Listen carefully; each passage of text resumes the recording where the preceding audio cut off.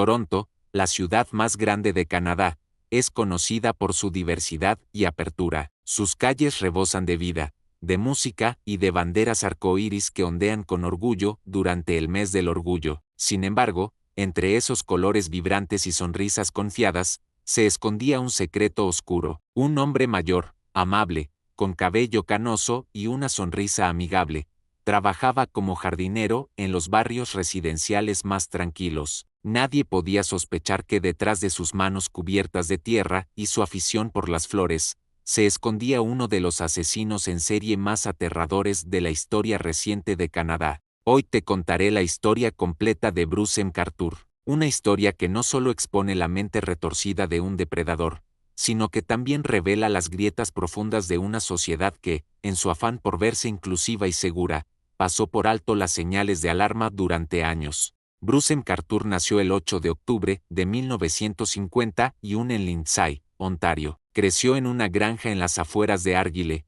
una comunidad rural pequeña donde todos se conocían. Desde pequeño, Bruce mostró ser un niño tranquilo, obediente y trabajador. Ayudaba en la granja familiar y, según algunos relatos, siempre fue visto como alguien responsable, pero la realidad dentro de su hogar era muy diferente. Su padre era un hombre severo, con un carácter autoritario que no dudaba en usar la violencia para educar. Bruce, al igual que muchos niños en comunidades rurales conservadoras, creció bajo la estricta moral religiosa que condenaba la homosexualidad y cualquier expresión de diferencia. Desde joven, Bruce comenzó a experimentar atracción hacia otros chicos, un sentimiento que se convirtió en su mayor secreto. A medida que crecía, la presión social y familiar lo empujó a buscar una vida normal. Se casó con una mujer y tuvieron 2 hijos. Se mudaron a Oshawa, donde Bruce trabajaba como vendedor y llevaba una vida aparentemente común y corriente. A los ojos de todos, era un esposo y padre ejemplar. Sin embargo, dentro de él se gestaba un conflicto profundo, la represión de su verdadera identidad y sus fantasías ocultas. Durante los años 90, cuando sus hijos crecieron y se independizaron, Bruce empezó a explorar su sexualidad. Se mudó a Toronto y comenzó a frecuentar el Gay Village, el barrio gay más famoso de Canadá. Allí empezó una nueva vida, donde podía expresar sus deseos sin temor. O al menos, eso parecía. En Toronto, Bruce se reinventó. Se volvió un jardinero independiente y trabajaba para familias adineradas que confiaban plenamente en él. Su aspecto de abuelito bonachón generaba simpatía inmediata. Siempre con una sonrisa, compartía fotos de sus plantas y flores, y mostraba orgullo por su trabajo. Nadie imaginaba que su camioneta, llena de herramientas y macetas, también sería el lugar donde muchas víctimas vivirían sus últimos momentos.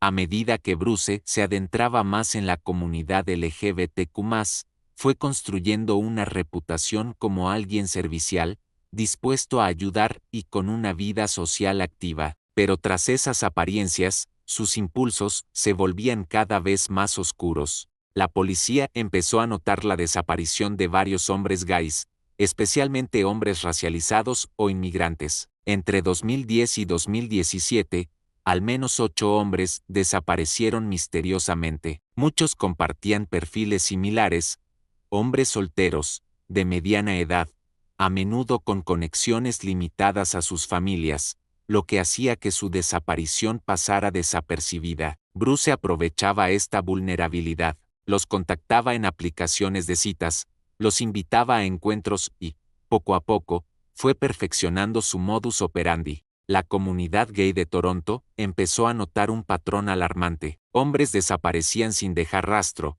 y la policía no parecía tomarse el asunto con la seriedad que merecía. La desconfianza hacia la policía no era nueva. Durante décadas, los miembros de la comunidad LGBTQ+ habían sido víctimas de redadas, discriminación y abusos. Entre las víctimas se encontraban Skandarajna Bharatnam, Abdulbasir Faizi y Majeed Kayan. Sus amigos organizaron búsquedas, colocaron carteles y exigieron explicaciones. Sin embargo, la policía no logró conectar las desapariciones de inmediato. Las familias, devastadas, comenzaron a sentir que nadie las escuchaba. Mientras tanto, Bruce seguía con su vida, incluso participaba en eventos de la comunidad, decoraba jardines durante festivales y publicaba fotos alegres en redes sociales. La dualidad de su vida era cada vez más peligrosa: el amable jardinero de día y el cazador nocturno que acechaba a sus presas. Bruce era metódico, atraía a sus víctimas utilizando aplicaciones como Grindr y otros sitios de citas. Sabía exactamente qué perfiles buscar: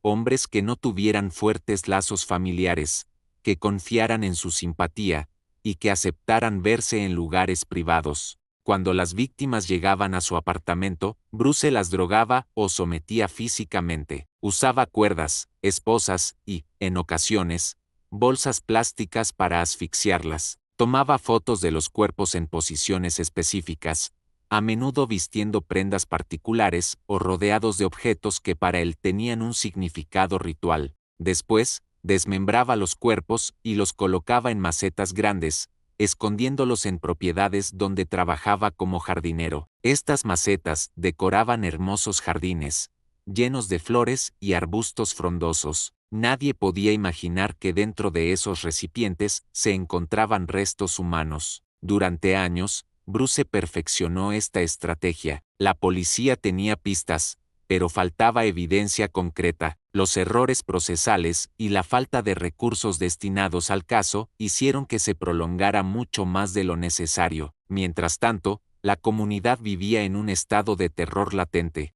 Bruce McArthur había perfeccionado su método con paciencia y frialdad. Durante años, se movió en la delgada línea entre la vida cotidiana y el asesinato meticuloso. Usaba aplicaciones de citas como Grindr y otros sitios enfocados en encuentros entre hombres, donde era fácil acercarse a personas vulnerables. Su fachada era la de un hombre mayor, amable y experimentado, alguien que inspiraba confianza. Pero en 2016, las cosas comenzaron a resquebrajarse. La policía de Toronto ya tenía sospechas sobre él. Había notado que Bruce era uno de los últimos contactos de algunas víctimas desaparecidas. Sin embargo, en aquel entonces, no había pruebas físicas suficientes para detenerlo. La frustración crecía tanto en las familias de las víctimas como dentro del equipo investigador.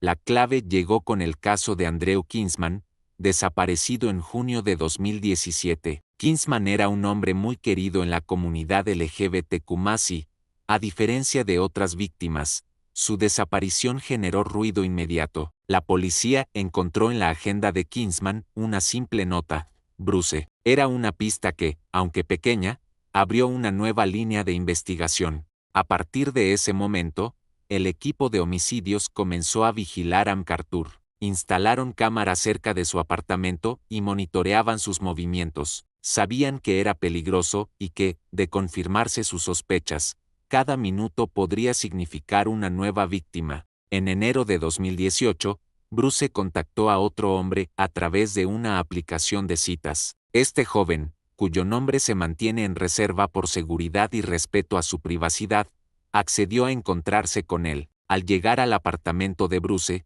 todo parecía una cita normal. El lugar estaba decorado con plantas, había música suave y un ambiente que invitaba a relajarse. Sin embargo, pronto el hombre comenzó a notar detalles inquietantes. Vio cuerdas preparadas en un rincón, esposas abiertas sobre la cama y un saco negro que parecía fuera de lugar. Cuando Bruce se acercó para colocarle las esposas, el joven sintió un escalofrío que le recorrió todo el cuerpo. Fue un instante decisivo.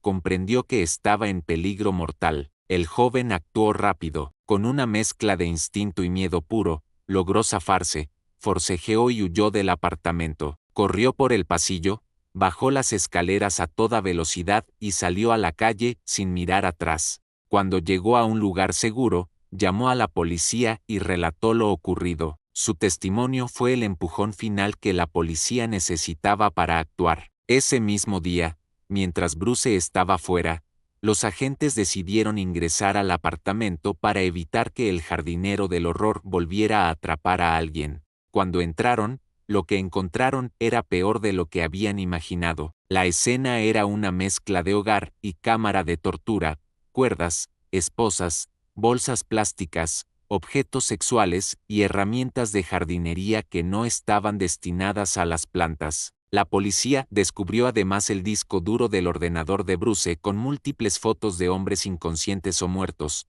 incluidos varios ya reportados como desaparecidos. Uno de los hallazgos más impactantes fue que MacArthur fotografiaba a sus víctimas después de matarlas. Las acomodaba en posiciones específicas, las vestía con ropa que le resultaba significativa y en algunos casos las rodeaba con objetos que guardaban un simbolismo perturbador para él. Esas imágenes confirmaban que no era solo un asesino, sino alguien que disfrutaba inmortalizar su obra macabra. Bruce fue arrestado el 18 de enero de 2018. Cuando la policía lo encontró, estaba en su apartamento con otra posible víctima a punto de ser sometida. Se cree que si hubieran llegado apenas unos minutos más tarde, ese joven habría muerto. Este error, permitir que una víctima escapara viva, se convirtió en el principio del fin para Bruce MacArthur. Su caída no llegó por un gran descuido policial, ni por la confesión de un cómplice, sino por la valentía y el instinto de supervivencia de un hombre que, en el momento más crítico,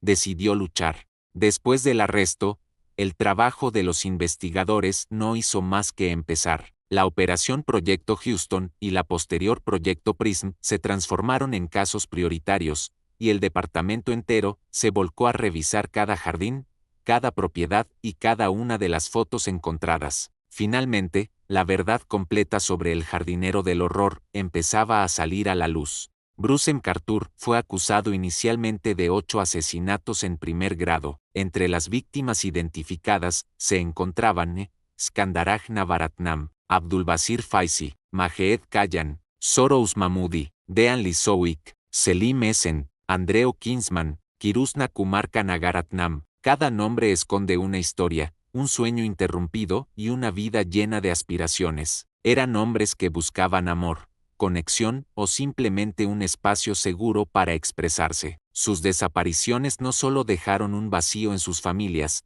sino que también golpearon profundamente a la comunidad LGBTQ+.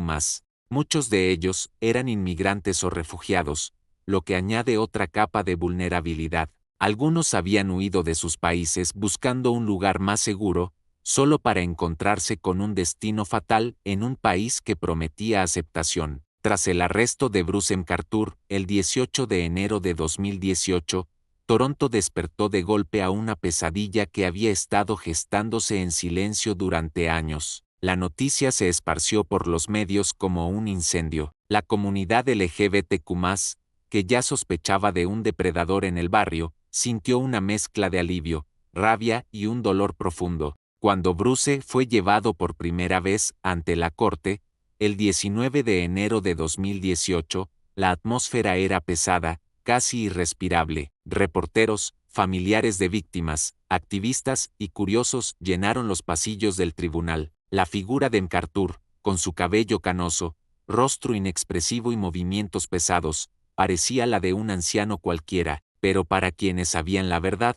aquella imagen era solo una máscara que escondía la mente de un depredador meticuloso. Las familias de las víctimas asistían a cada sesión con la esperanza de encontrar alguna respuesta. Algunas se presentaban con camisetas que llevaban el nombre de sus seres queridos, otras sostenían fotografías. Las miradas estaban llenas de furia contenida, de preguntas sin respuesta y de un sufrimiento que se palpaba en el aire. MacArthur fue acusado formalmente de 8 cargos de asesinato en primer grado, uno por cada víctima identificada. Durante los primeros días del proceso, se mantuvo en silencio. Sus abogados y el propio acusado parecían estar considerando cómo enfrentar un caso que, a esas alturas, estaba sustentado por pruebas abrumadoras, restos humanos, fotografías, testimonios, ADN, registros digitales. Era un caso sólido, casi irrefutable. Mientras tanto, fuera de la corte, la indignación se multiplicaba. Muchos activistas LGBTQ+ y representantes de comunidades inmigrantes acusaron a la policía de haber ignorado las desapariciones durante años. Surgieron protestas y conferencias de prensa donde se exigía justicia no solo para las víctimas,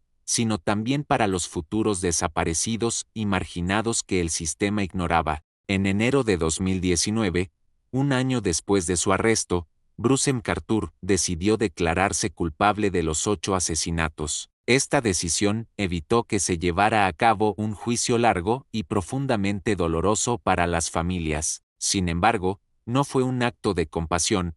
Al declararse culpable, McArthur también evitaba exponer detalles aún más escabrosos de sus crímenes, y posiblemente buscaba reducir la atención mediática o la dureza de la condena. El 29 de enero de 2019, el tribunal dictó la sentencia: cadena perpetua sin posibilidad de libertad condicional por 25 años. En Canadá, la cadena perpetua con posibilidad de condicional es la máxima pena permitida, ya que el país abolió la pena de muerte en 1976. Esto significa que McArthur, que en ese momento tenía 67 años, no podría solicitar libertad condicional hasta los 91. Era, en la práctica, una sentencia que aseguraba que moriría en prisión. Durante la audiencia de la sentencia, el juez John Mount calificó los crímenes de McArthur como pura maldad y un desprecio total por la vida humana. El juez enfatizó que las víctimas habían sido seleccionadas específicamente por su vulnerabilidad y que los asesinatos habían sido planeados y ejecutados con frialdad.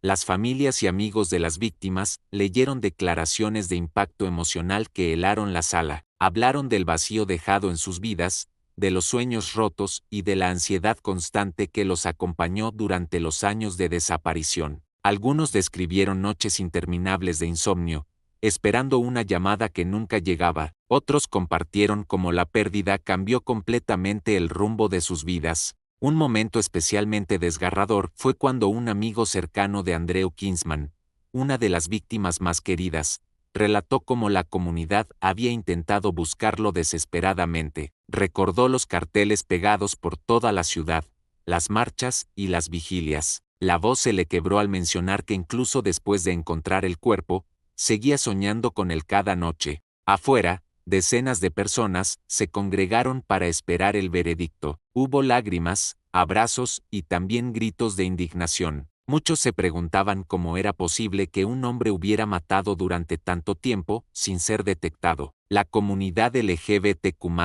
en particular, se sintió doblemente traicionada, por un lado, por el monstruo que se camuflaba entre ellos, por otro, por las autoridades que desestimaron sus temores y no actuaron con la celeridad necesaria. Los medios internacionales cubrieron ampliamente el juicio. Los titulares hablaban del jardinero asesino y el hombre amable que escondía horrores en sus macetas. En programas de televisión y foros públicos, se debatía sobre la eficacia policial, la discriminación estructural y la seguridad de las comunidades vulnerables. Al escuchar la sentencia final, Bruce McArthur permaneció en silencio, sin mostrar emociones. Para muchos, esa frialdad final fue el reflejo absoluto de su monstruosidad. No hubo lágrimas, no hubo disculpas sinceras, no hubo humanidad. Solo un hombre envejecido, mirando al suelo, ajeno al daño irreversible que había causado. El juicio y la condena no cerraron las heridas,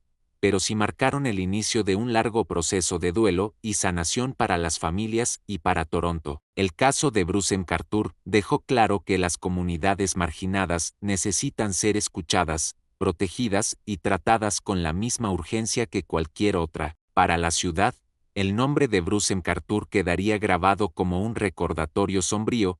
No todos los monstruos se esconden en las sombras. A veces, están justo frente a nosotros, sonriendo y ofreciéndonos flores. El caso de Bruce McArthur sacudió profundamente a Toronto. Para muchos, significó una pérdida de confianza en las instituciones encargadas de protegerlos. Se cuestionó la falta de recursos para investigar crímenes que afectan a comunidades marginadas, especialmente la LGBTQ más racializada. Las autoridades prometieron cambios, incluyendo nuevas políticas de investigación y programas de apoyo. Sin embargo, la herida sigue abierta. Las marchas del orgullo en Toronto ahora también recuerdan a las víctimas de Bruce, con pancartas, altares improvisados y momentos de silencio. Uno de los aspectos más escalofriantes de Bruce McArthur fue su capacidad para llevar una doble vida. De día, un abuelo simpático que decoraba jardines. De noche, un cazador meticuloso. Esta dualidad refleja algo aún más perturbador.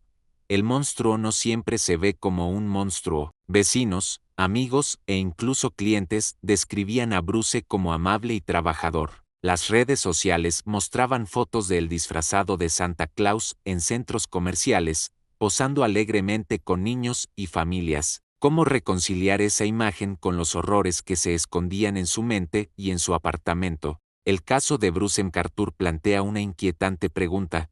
¿Cuántos otros Bruce caminan hoy entre nosotros, personas con apariencias comunes, que llevan una vida aparentemente normal, pero que en secreto albergan fantasías mortales? También nos recuerda la importancia de escuchar a las comunidades más vulnerables y de no subestimar los patrones de desapariciones. Cada vida cuenta, cada desaparición debe ser investigada con la misma urgencia, sin importar la orientación sexual, raza o estatus migratorio. Hoy, muchos de los jardines donde Bruce trabajaba ya no existen, o fueron completamente rediseñados. Las macetas que antes decoraban esos espacios, ahora, son símbolos trágicos de un horror silencioso. Las familias de las víctimas aún luchan por sanar, y la ciudad de Toronto sigue intentando reconstruir la confianza perdida. El caso de Bruce McArthur no solo es una historia de un asesino en serie, es la historia de una comunidad herida, de vidas apagadas y de una ciudad que aprendió de la peor manera que el mal puede florecer incluso en los lugares más bellos y tranquilos. Si llegaste hasta aquí, probablemente estés tan impactado como yo. Historias como la de Bruce McArthur nos obligan a mirar más allá de las apariencias y a valorar la importancia de la empatía y la vigilancia colectiva. Si te interesa conocer más casos oscuros y poco conocidos, suscríbete al canal y activa la campanita para no perderte ninguno de nuestros relatos. Déjame tu opinión en los comentarios. ¿Crees que las autoridades actuaron tarde? ¿O que el caso pudo haberse evitado? Gracias por escuchar. Nos vemos en el próximo video.